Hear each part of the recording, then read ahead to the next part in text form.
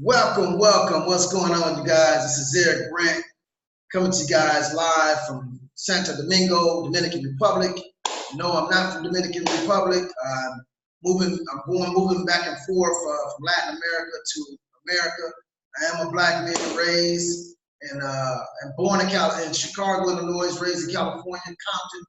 But anyway, I'm going to revisit that whole 50 Cent and Oprah thing. Like I told you guys, I really rarely jump on the bandwagon of stories, but I'm an economic guy. I look at things from economics, and I showed you guys where the whole premise of this thing is to attack black generational wealth, because Michael Jackson, Bill Cosby, as well as Russell Simmons have all created generational wealth to where now their children will be able to carry on those legacies. Their children don't even have to work or do anything. They automatically are born wealth.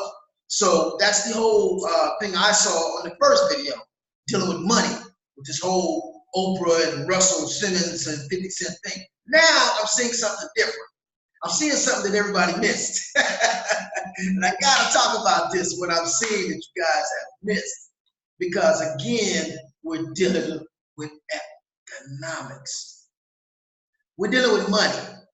And money is the thing that rules your everyday life. Money is the thing that no matter what race, what color, what religion, it doesn't matter, your language, we all have money in common.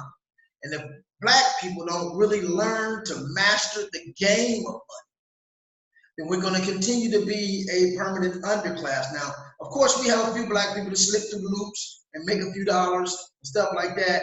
And, and they end up losing it or end up getting attacked by the IRS or something like that. But let me get to the bottom of what I'm seeing with the story. 50 Cent is a bad man.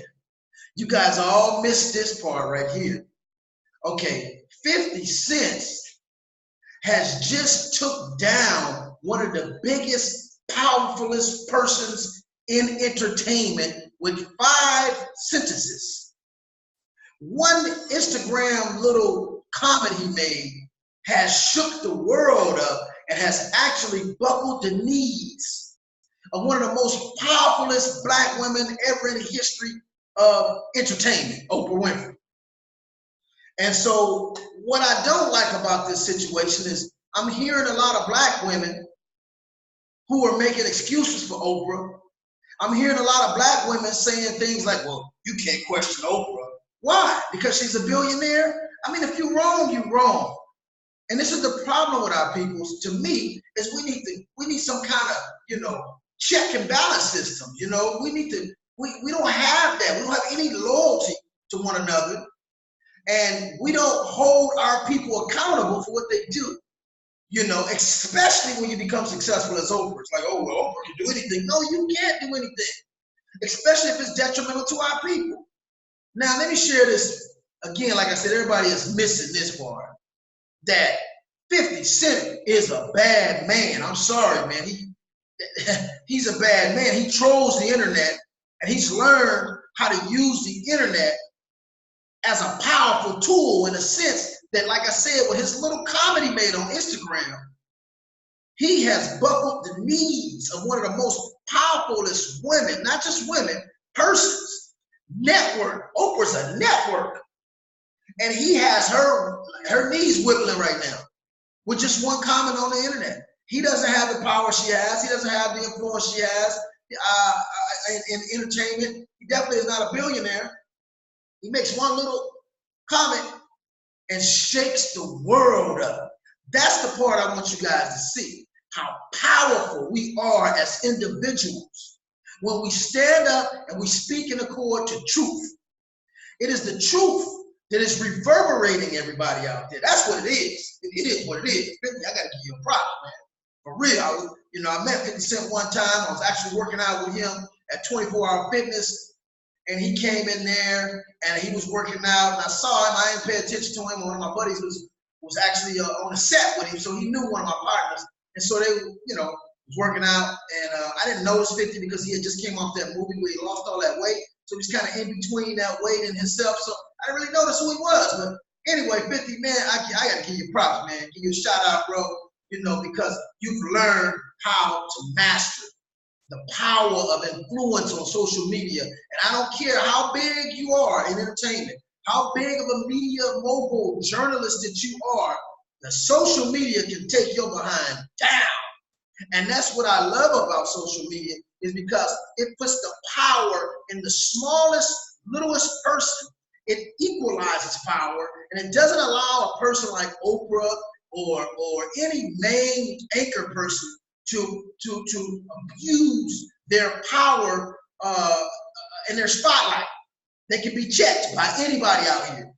That's what it shows me. There's equality that can be demonstrated through social media, and so that's what I like about social media, is that it gives everybody a voice, and it doesn't allow media and mainstream media to just brainwash you. Because when she does this documentary, it's basically a lot of people gonna see that and say, this is the truth, this is what happened, without seeing the evidence. Now, I do want to say this, and I'm gonna share my screen with you. This ain't the first time 50 Cent did some powerful stuff on the internet. Okay, so you guys gotta remember who you're dealing with here. Let me show you 50 Cent right here.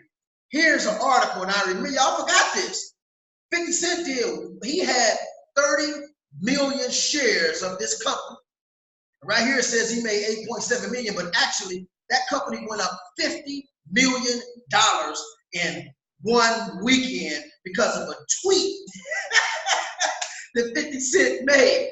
He had these penny shares. It was a penny stock. It was a penny stock company. And I remember this because I was just coming out of trading at the time. So he did a tweet, because remember, these celebrities have millions of followers.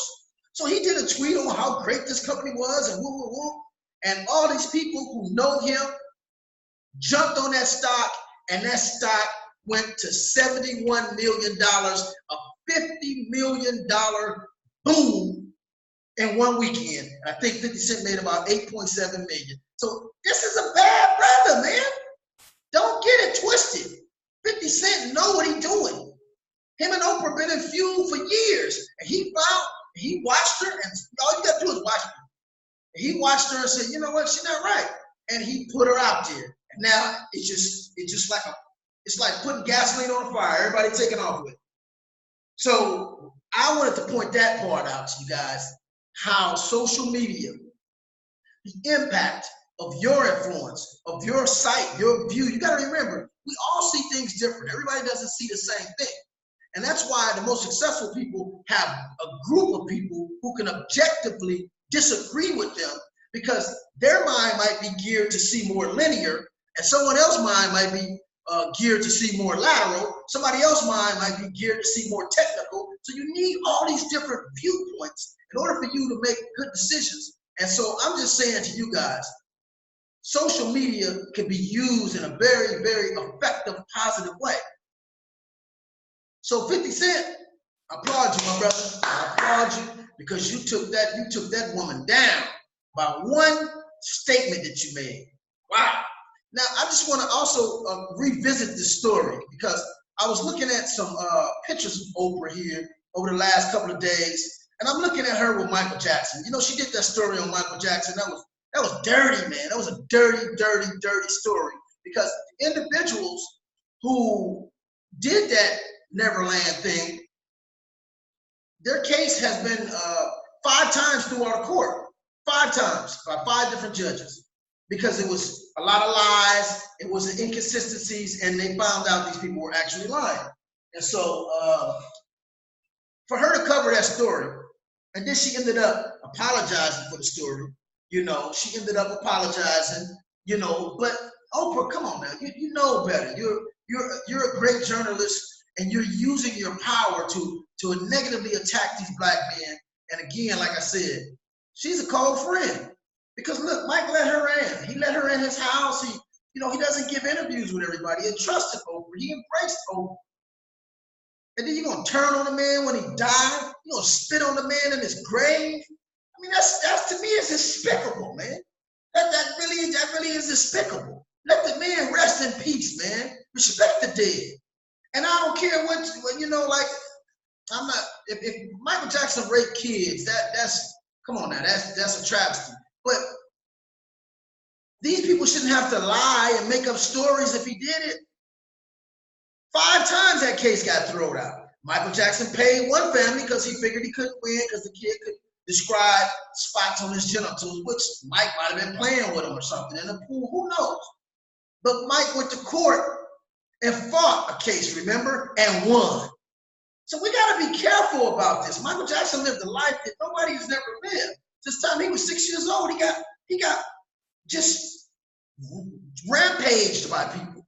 He got just totally, he couldn't go out and do anything. So you can't judge a man until you walk in his shoes. You don't know how his mindset is. He might have been stuck in childhood. We don't know. It sounds like to me he was. But, I spoke to a couple of girls and said Mike Jackson definitely wasn't gay. Even Diana Ross said that, and they had people believe they had an affair going for a while. And she even said Michael Jackson's definitely not gay. Why she said that, I don't know. It was after she spent the night at his house. They went to that disco, 54 or whatever it was called back in the day. And after that, they were missing. She spent the night at his house. And she came back and told other girls Michael Jackson's definitely not gay. You figure out what that means. But anyway, long story short, I shouldn't be eating in front of you guys. I'm hungry. But anyway, look, this is what happened. He befriended her. And when he dies, this is what you do to him? That's crazy. Let's go ahead and finish this story. I'm just going to do a few minutes of this and I'm done with it. But 50 Cent is a bad man. He tackled the most powerful person in entertainment with 5 sentences. That's the part y'all missing. He can shut down her career or negatively affect her career with a tweet or an Instagram. Wow, that's powerful. To me, that's powerful. And it shows that you guys have power with the connection of the internet. You can make millions of dollars with your ability to tweet, your ability to post on Instagram. The playing field is becoming more even. So this is what I'm seeing right here. Now, I also want to share this with you.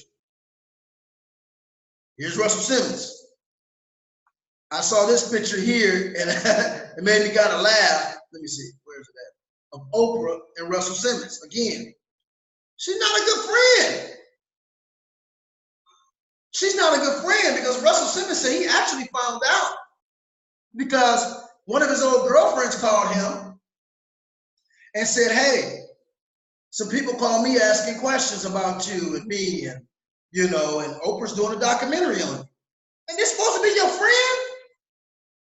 That's a hell of a way to find out your friend, your spiritual partner, going behind your back, trying to find negative stuff about you. And there's 17 girls that's now claiming against Russell.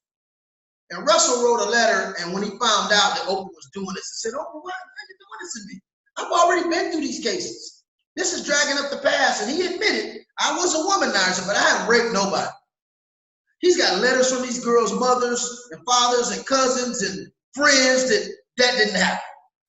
And that's why he beat all those cases. And one of the things that NBC and ABC and CBS and all of them are not admitting is all of them turned this down. All of the networks turned this documentary down, all of them. So Oprah turned around and went, I'll take it. I'll find something there. So what are you doing, Oprah? Again, what are you doing? These networks didn't want the story because he beat all of this stuff in court. Now, if somebody's doing all of this, raping, you're not going to get away with that every time. You're just not. You're going to get caught.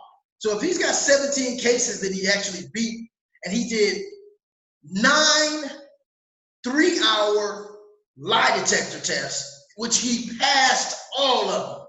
Now, I know they say sometimes lie detector is not accepted in court because some people can, fake their way through, but 9 3-hour lie detector tests? Oprah, come on now. What is your real agenda here? Because you have an agenda. You're a very smart black woman. You're not doing this without an agenda. Let's move on to this next picture I want to show you. This is really the devastator. Look at here.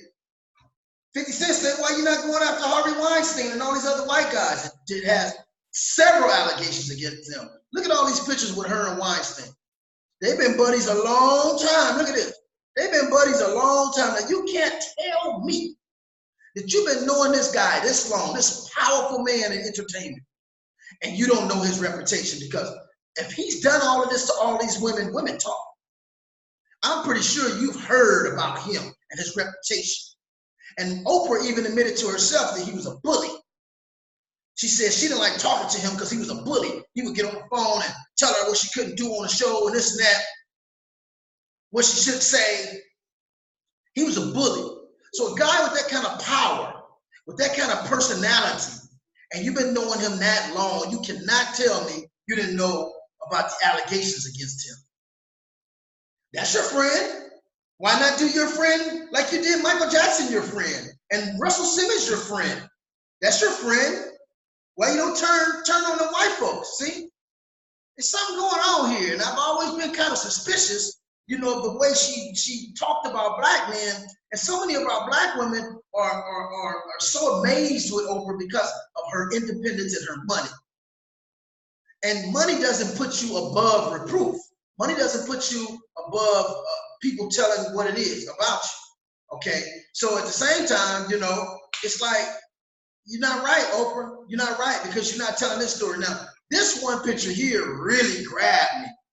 I'm going to show you this picture right here. Look at this picture right here. This picture here really grabbed me, because look at Harvey Weinstein. He looks like a wolf, don't he? He looks like a wolf that wants to devour the sheep. And look how Oprah's standing there like, hey, I'm presenting to you.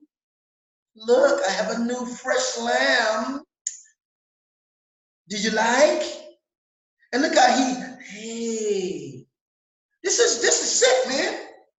This is some sick ass stuff, bro. I'm sorry, bro. I don't approve of men taking advantage of women. I don't approve of men raping women. I got 4 daughters. I got a sister. I don't approve of this kind of behavior. And I think if any black man is doing that, they need to take his ass to jail. But like I said, Oprah's only going after these black men, and 50 Cent put her ass on blast with one Instagram comment.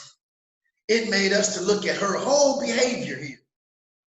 And that's what I wanted to talk about, you guys. This is sick to me, man. This is really sick. Because like I said, look at this girl's face. Look at Oprah, how she's looking like, yeah, I got you a fresh one. And look at how he looking. Now look at him. See, they say a picture's worth 1,000 words. You cannot tell me she did not know the character of this villain, of this sicko. You cannot tell me she didn't know. She's too close to him. She's been knowing him too long. And if you really are concerned about sexual harassment, why are you not talking about him? So what is your real agenda? What is your real agenda, Oprah? You have an agenda. You're not stupid. You're very intelligent. You have a plan within a plan. And we see, based on these photos, your plan is not to expose sexual harassment. That's not your plan. So what is your plan? So I need you guys to, make a comment on the bottom if you can. Like and subscribe to me. I go into the economics of things. And like I said, I started this off with the economics, how 50 Cent has been very effective using his tweet, his Instagram to affect economics. Yes, to affect economics. And so that story that Oprah is telling was denied by several major networks. 50 Cent has used his tweeting to make millions of dollars. I ain't mad at the brother. He's a businessman. Grew up in Queens. I've been to Queens before. My daughters went to St. John's. When I got off the airplane and went to Queens, I was like, oh, shit. I come from Compton. Queens is pretty rough. But then when we went up to Jamaica, I was like, okay, it got a little better. Jamaica Estates, it was nice. But South Jamaica, Queens, where he from, pretty rough. So for that brother to have made it to where he's at on the level he's on, I commend him for that, but I also commend him for calculating his tweets and his Instagram and his influence on the internet to negatively affect, Oprah, but also to positively affect himself economically. And that's what I wanted to cover. And again, you guys, like and subscribe to my channel and keep information coming to you guys. And I want you guys to make sure you follow me, and I need to get your email, because I'm noticing for the last year or so they've been kind of trolling my page. They've been shadow blocking me. They don't want you guys to hear some of the information I'm going to bring forth to you. I actually did a video on trust funds a while ago. I had about a 20-minute video teaching people about trust fund, counties and states and cities. They make trillions of dollars on probate. And as a real estate appraiser, I gave you guys some game. I watched the video when I was at the beach. I got home 20 minutes later, the video was gone. I've never had that happen to me. So you guys stay tuned. I got more information coming to you guys. Hope you guys enjoyed this video. Again, like and subscribe to this channel. Hit the bell so you can get a video every time I do one. And I'll see you guys on the next video. Oh, and again, don't forget, the Family Cash Machine does have its courses up. We have so much to offer you guys and teach you guys about cryptocurrency, about money, about economics, about trust funds, corporate accounts, offshore accounts. I mean, we have a lot to offer, and the stuff you cannot learn. They don't teach this in school. The stuff that we're teaching you guys will give you information that you can actually benefit from. So go ahead and sign up for the free Phoenix course, and then decide if you want to go ahead and pay for a course. And I close by saying, you can never, ever make a bad investment when you invest in yourself. So when you're investing in knowledge, you're investing in you. And that's something that you can take to your grave. That's something that you can utilize and capitalize to elevate your life to a whole nother level. So with that, it's Eric Brett. Go ahead and sign out. You guys have a great one. Peace.